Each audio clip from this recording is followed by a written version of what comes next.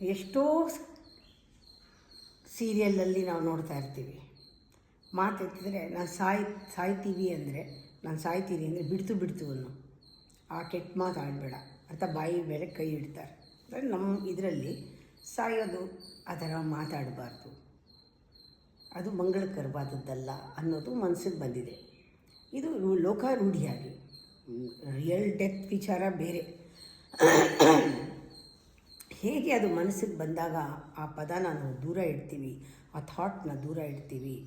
ಹಾಗೆಯೇ ಈ ಮಕ್ಕಳು ಮದುವೆ ಮಾಡಿಕೊಂಡು ಕೆಲವು ವರ್ಷದಲ್ಲೇನೆ ಅವ್ರ ಬಾಯಿನಲ್ಲಿ ಯಾವಾಗಲೂ ಡೈವರ್ಸು ಬಿಟ್ಟು ಹೋಗ್ತೀನಿ, ನಾನು ಇರಲ್ಲ, ಬಿಟ್ಟು ಹೋಗ್ತೀನಿ ಅಂತ ಯಾರೋ ಒಬ್ಬರು ಶುರು ಮಾಡಿದ್ರು ಸಾಕು, ಅಲ್ಲಿ ಅವ್ರು ಇರೋ ಹೋಪ್ ಹೊಟ್ಟೋಗುತ್ತೆ. ಒಂದೊಂದು ಸತಿಗೂ ಬೆದರಿಕೆ ಹಾಕ್ತಾರೆ, ನಾನು ಇರಲ್ಲ, ನಾನು ಬಿಟ್ಟು ಹೋಗ್ತೀನಿ, ನನ್ನ ಕೈಲಿ ಇರೋಕ್ಕಾಗಲ್ಲ, ನಾನು ಬೇಡ ಅಂದಾಗೆಲ್ಲ ಇವರು ನಮ್ಮ ಜೊತೆ ಇರಲ್ಲ, ಇವ್ರ ಜೊತೆ ನಾವು ಸಂಸಾರ ಮಾಡೋಕ್ಕಾಗಲ್ಲ ಅಂತ ಒಬ್ರಿಗೊಬ್ರಿಗೆ ಒಂದೊಂದು ಸತಿ ಅಂದಾಗಲೂ ಅನಿಸುತ್ತಲ್ವ.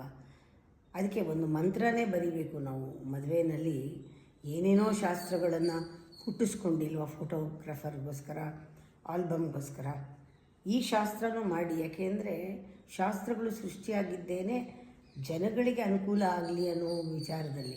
ಜನಗಳು ಈಗ ಮನೋಧರ್ಮ ಬದಲಾಗ್ತಾ ಶಾಸ್ತ್ರನೂ ಸ್ವಲ್ಪ ಬೇರೆ ಹೊರಗಡೆಯಿಂದ ಬದಲಾದರೂ ನಮ್ಮ ಒಳಗಡೆ ಬದಲಾಗೋಕ್ಕೆ ಶಾಸ್ತ್ರಗಳು ಬದಲಾಯಿಸ್ಬೋದು. ಒಳ್ಳೆಯ ಸುಂದರವಾದ ಒಂದು ಮಂತ್ರ ಬರಬೇಕು.